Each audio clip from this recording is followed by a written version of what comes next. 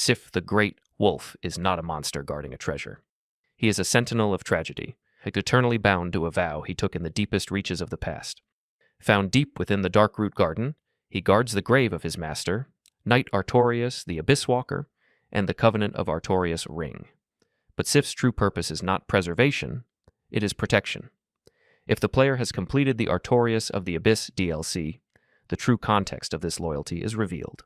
Sif was not merely Artorias' dog, he was his companion and sole survivor during the venture into the Abyss. Artorias, corrupted and failing, used his great shield to protect Sif from the Abyss's corruption before passing his legendary greatsword to the wolf, leaving Sif trapped and weeping in the darkened pit. Sif was then rescued by the player, a moment that forged a tragic, unspoken pact.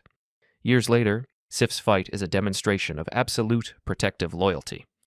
When the Chosen Undead approaches his grave, Sif recognizes the ring's intent, to traverse the abyss and face the madness that claimed Artorias. Sif fights you not as an enemy, but as a guardian, desperately trying to ensure the Chosen Undead does not suffer the same terrible fate that befell his master. The tragedy reaches its peak in the arena.